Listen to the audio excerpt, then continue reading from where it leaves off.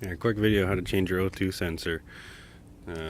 Bank 1 sensor 1 was the code, or bank 1 sensor 2 was the code. So I purchased a universal O2 sensor, spliced it together with the original clip. Jack your car up, put it on stands. I just jacked it up right from the middle, easiest spot. Take your exhaust, go underneath, disconnect the rubber clamps so you can hang your exhaust in the middle. Mine is actually broken, it was rusted, so you might have to disconnect that one extra. Then what I did, I took the hammer here. I'm just using a hammer to hold the exhaust up right now, but when I was working on it, I used the hammer to hold the exhaust down. Stick the hammer there and push down your exhaust like that so you can hold it down.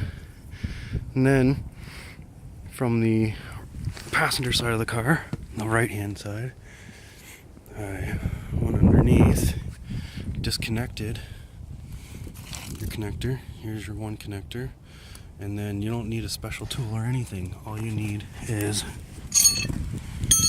a 7/8 wrench. That's all I used, and Mercedes was cool enough to actually make it fit right over the wire. So you disconnect the wire, feed your wire through the wrench all the way down to the end, and you can break it loose. What I did to break it loose was extremely easy.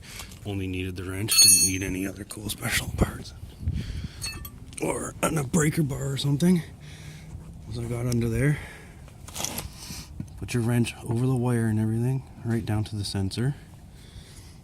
I put my foot on the exhaust, boom, like so.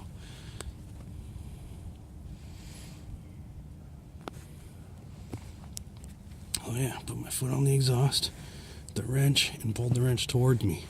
Because you're on the passenger side, lefty loosey, righty tighty. Popped it on over the cord, put the closed end on it so you don't strip it. Push with the exhaust with your foot, and pull with your hand. And boom, came right out. Nice, easy turn, so easy.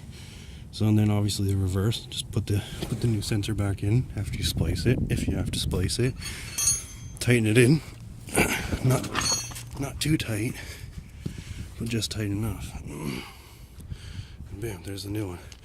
So all I did, I used butt connectors, and then I covered the butt connectors with heat shrink wrap so I'll keep any moisture or water out of it. I kept this heat shielder piece, I put it on the wire first also too, so I kept that so everything would kind of be original and it wouldn't melt. Alright, that's basically it. Hopefully after this, the O2 sensor will be clear. The code for that will be clear. Well, simple, easy way.